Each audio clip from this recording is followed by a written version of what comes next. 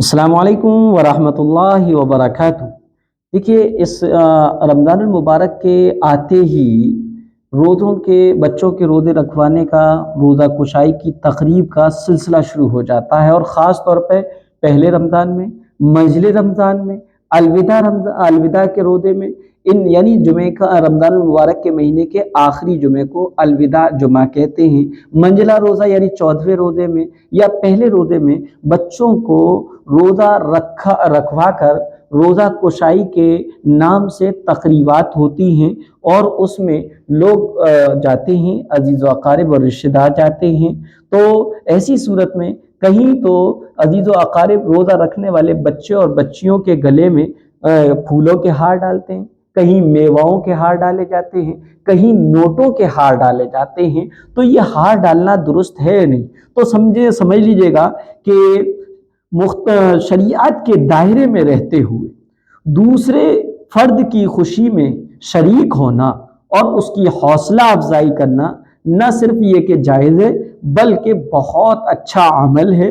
अलबत्ता ऐसे मौक़ों पर नोटों के हार पहनाना या पहनना एक ऐसी रस्म है जिसको मुसलमानों को छोड़ देना चाहिए और मुसलमानों को इससे बचना चाहिए, क्योंकि शरीयत में उसकी कोई असल नहीं और नोटों वाला हार दुनिया की मोहब्बत पर दलालत करता है, इसलिए इन चीज़ों से बचना लाजिम है। मज़ीद ये कि उसमें नोटों के हारों में, क्योंकि हमारे यहाँ की जो करेंसी है, नोट है, उसमें जानदार की तस्वीर होती है, इसलिए नोटों को हार जिसको पहनाया जाएगा उस पहनने वाला उसको पहनेगा तो ये तस्वीर की ताज़ीम भी होगी, इसलिए इसको पहनने से रुकना चाहिए। अलबत्ता नोटों वाले हारों के बजाय नकद रकम हदिये के तौर पे दे दी जाए तो ये शरअन जायज़ है, दुरुस्त है। इसी तरीके से फिर उन नोटों के हारों को हम खरीद कर लेकर आते हैं और जाने अनजाने में हम बहुत बड़ा गुनाह कर लेते हैं,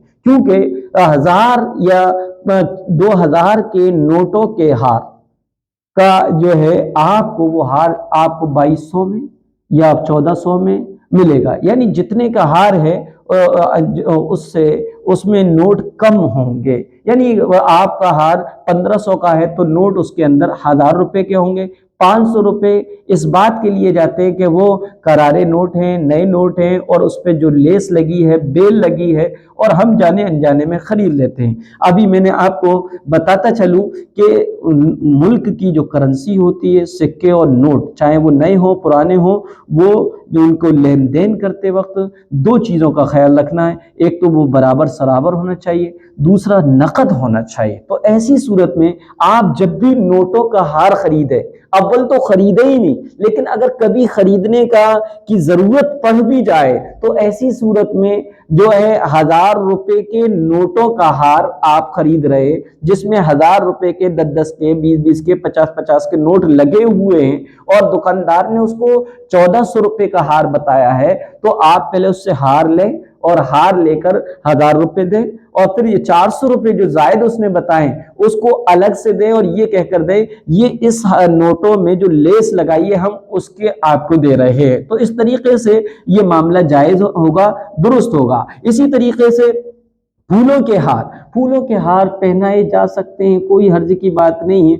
और इसी तरीके से मेवाओं के हार, ये जो है इसमें जो है रियाकारी होती है, हमारी दीन की नुमाइश होती है। हमारा दीनी मिजाज ये बनाए कि हम अपने दीन की नुमाइश करना चाहते हैं, हम अपने नेक अमल की नुमाइश करना चाहते हैं, इसलिए आप बच्चों को हदिये के तौर पर लिफाफे में बंद करके पैसे दीजिएगा, लेकिन नोटों का हार पहनाना या इसी तरीके से मेवाओं का हार पहनाना ये ऐसी रस्म है जिसको मुसलमानों को छोड़ देना चाहिए। इसमें सिवाय नुकसान के कोई फायदा नहीं है। नुकसान क्या क्या है? एक तो ये दुनिया की मोहब्बत आती है और दूसरे गरीब बच्चे किसी बच्चे के गले में पहने हुए नोटों के हार को देखकर बड़ी हसरत की निगाहों से देखते हैं, ललचाई हुई निगाहों से देखते हैं। बाज लोग मुजरिम ज़हन बना लेते हैं اور ان نوٹوں میں سے خاموشی سے ایک آدھ نوٹ توڑنے کی کوشش بھی کرتے ہیں، اس طریقے سے جرم کا بڑھاوا بھی ہے۔